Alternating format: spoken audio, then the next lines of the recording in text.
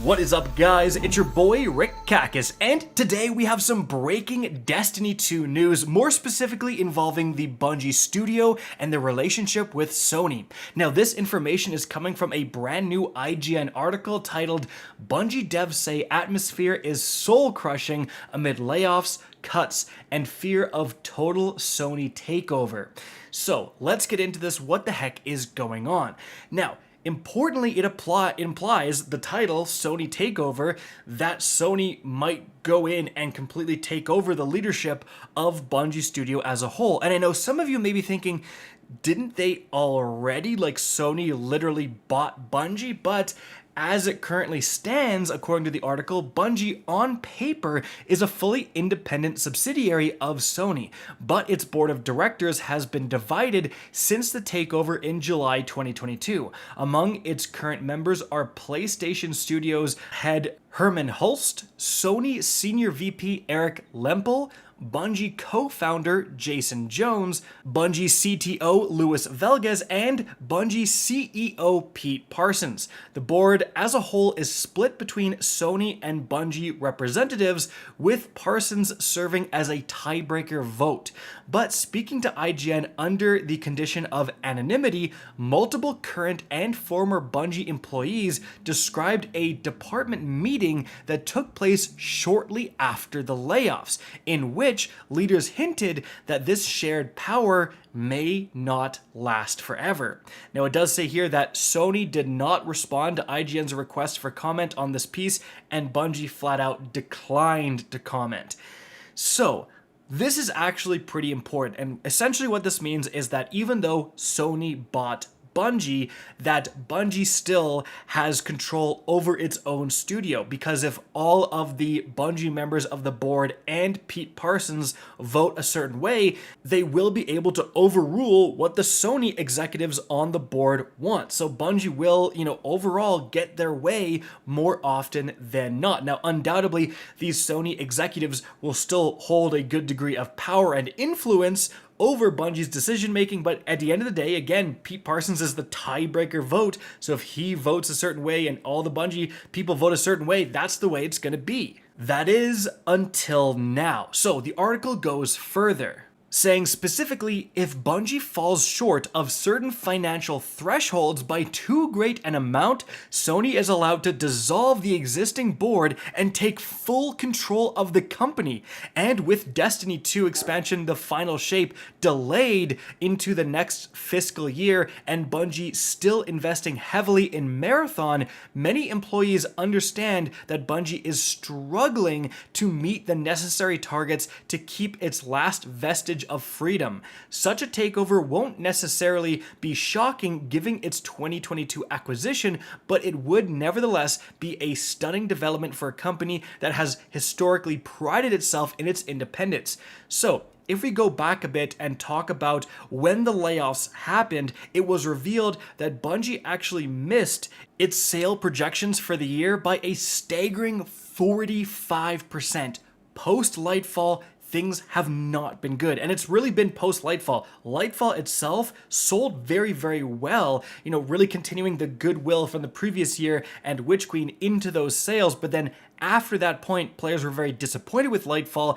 Everything after that has again been selling significantly less. So we talked about if they miss these sale projections by too much, if they miss these financial thresholds by too much, they're in trouble, and they are absolutely missing a 45% lower sales in terms of the projected. That is a big decrease. Now, interestingly, this article actually goes into the fact that the layoffs were not the only source of cost cutting, with it saying multiple current employees confirmed to IGN that the company has implemented numerous other cost-cutting measures recently, including a studio-wide hiring freeze, reduced travel budgets, elimination of holiday bonuses, keeping its annual Bungie Day viral, delaying its week-long company pentathlon event till next December and reducing numerous morale events such as cooking and knitting classes from monthly to quarterly. Bungie is also pausing or fully ending benefits like annual employee compensation adjustments to meet its market rates, its new hire lunch program, employee donation matching, its peer recognition program, and gift cards for employee birthdays. And yearly studio performance bonuses this year will only be the contractually obligated 80% minimum after being above 100% for good performance several previous years running. So that's a lot of stuff that's been cut. And undoubtedly this is leading to this, quote unquote soul crushing atmosphere at Bungie. Imagine you get hired there a few years ago, then you see a bunch of your fellow employees laid off suddenly. Remember, after Bungie specifically promised there would not be layoffs after the Sony acquisition, and all of these benefits that are meant to up employee morale and employee satisfaction, they're all cut down. Some are moved to a completely different year, all of this stuff. I know the reaction from some people is going to be like, why the heck are you funding knitting classes? Like, of course, those are the first things to go when the finances start to get a bit tight. And undoubtedly, you got a point there. But again, all these things all happening at once is kind of the issue of impacting employee morale. Interestingly, it actually goes further. According to those still at the company, employee frustration and sadness in the days and weeks following the layoff was met with a surprising amount of indifference or even outright flippancy or hostility from management. Several people we spoke to told us that leaders had reiterated across multiple meetings that they couldn't guarantee there wouldn't be more layoffs, with two specifically confirming previous reports that Chief People Officer Holly Barbakovi outright stating that layoffs were a lever that the company would pull again. So brutal. All these people, after promising not to fire people, you lay off all these people, and then you say, we'll do it again. We'll do it again. We'll pull this lever again. Like, geez.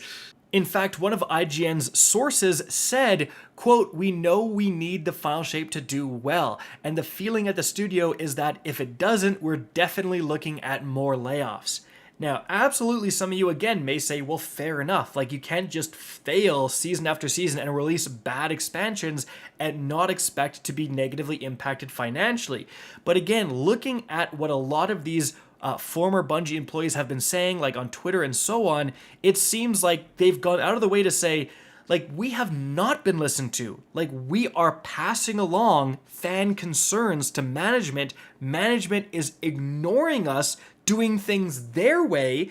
And then when management's ideas flop, the low-level employees are who it's taken out on, and they're the ones losing stuff and getting fired. Like, management keeps to, keep on going, making bad decisions, and never suffer the consequences.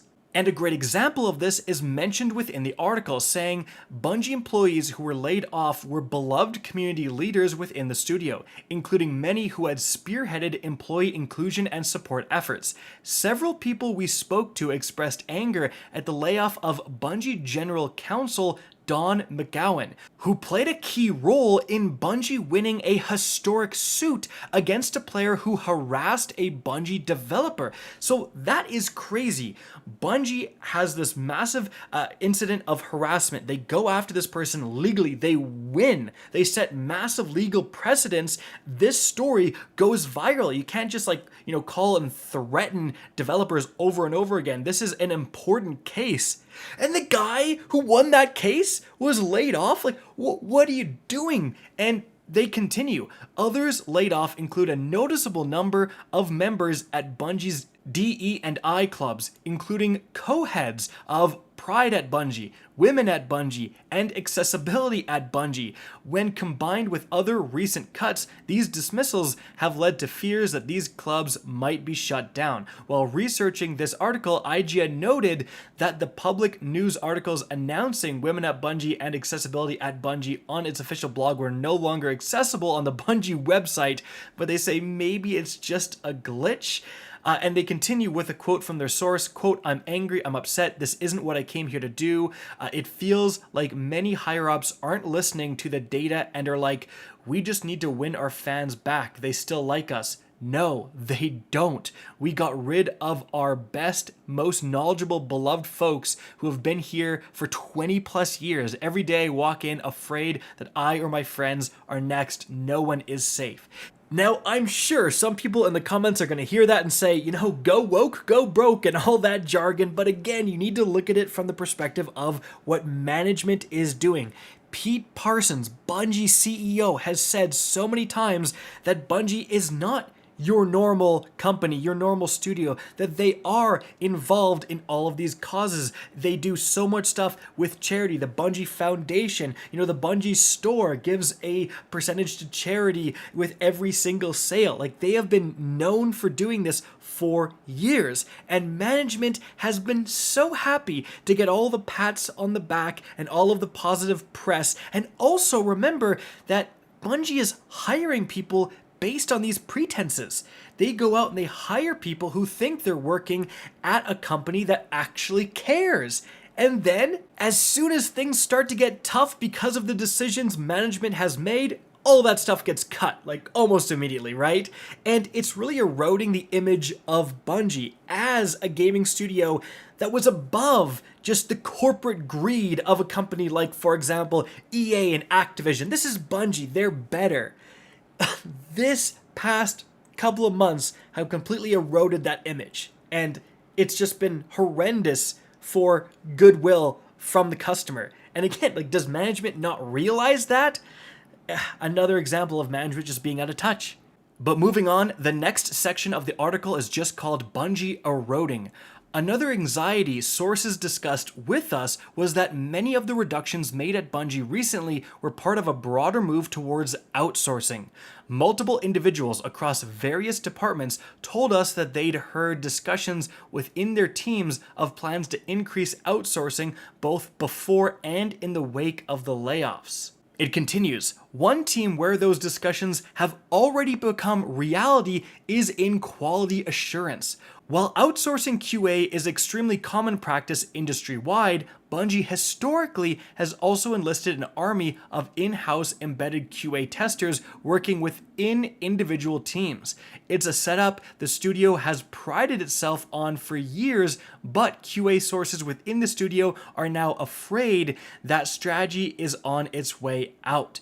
So importantly, guys, a great example of this going wrong is actually with Cyberpunk 2077. I read multiple articles when that game first released and was like a technical disaster that part of the reason, or again, at least according to the articles that I saw, part of the reason for that was that they outsourced to a QA department, and this outsourced QA department was like, yeah, everything was fine, when it was absolutely not fine. If the developers had a chance to QA themselves or had QA in-house, they would have seen all these glaring issues. And so again, like, just outsourcing it to a different company, there are absolutely issues with that, instead of having it in-house and having just someone being able to be like, just walk to another part of the studio and go, hey, there's some major problems here we got to iron out before this releases. And then we have the article's conclusion here, saying, in a year that will go down in gaming history due to the sheer number of layoffs and studio closures, because guys, it's absolutely not just Bungie, Bungie's situation nonetheless stands out, and not for good reasons. It's a well-known, long-standing studio that, despite historic culture problems, had managed to cultivate an increasingly positive community of fans around a beloved game while improving its own internal culture by gradual degrees. But in the wake of an acquisition that shocked many Bungie employees we've spoken to, and which seemed out of character with the studio's independent streak, it feels to many like that's all fallen apart. Beloved colleagues have been laid off, benefits are vanishing, and many feel the more people-oriented, as one source put it, culture of recent years is being torn to pieces by the very Bungie leaders that touted it for so long, and seemingly all so those same leaders can retain a vestige of control over a company that's already been sold away anyways. Quote, folks are still there that are very much feeling it's us versus them between leadership and workers. One person said that trust has been eroded.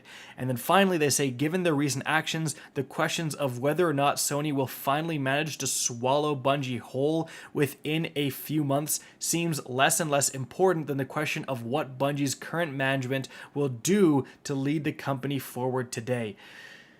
And there you have it. Some pretty depressing stuff, honestly, as a Bungie and Destiny fan, certainly. Now, I do want to mention, because I'm sure a lot of you guys are already commenting it and saying it, and I talked about it a bit, is that a lot of these layoffs is a pattern of something industry-wide. It is happening throughout the gaming sphere. And part of that is just sheer economics, right? During multiple years of lockdowns, we saw that the gaming industry grew dramatically. People were stuck in their homes. Of course, they're just going to play more video games. And you had a lot of studios ramping up, hiring sprees, all this stuff. Because of that, and because that has ended, you just have naturally less people spending time in video games. And so this is a little bit of a reaction economically to those factors. And also just the economy is not doing very well. Certainly in North America, as a Canadian, I can certainly speak to that. Things are getting extremely expensive. And people are just less likely to buy that $20 Destiny skin, right? Because their grocery bills have absolutely exploded. So there is just completely out of Bungie's control economic reasons why they are doing these cost-saving things. Absolutely. But again, the problem is that these cost-saving strategies never seem to impact management. They always seem to impact the people at the front lines, the people in QA, right? I'm sure Destiny players would say, I guarantee there's going to be comments, what QA department, right? Like, stuff ships with massive problems and glitches and so on. We need more QA personnel, if anything. We don't need to be laying off QA personnel, right? And so a lot of these things that are done for cost saving will negatively impact the studio in a way to result in a lesser quality product released, and it's going to be a snowball potentially where you've cut all these people, you have eroded employee morale, and so the product gets worse and people spend less, and you just have this vicious cycle of that happening. At least that's the worry. But the potential light here at the end of the tunnel, guys, is that if Sony does take over, potentially the Sony management will do a better job than the Bungie management.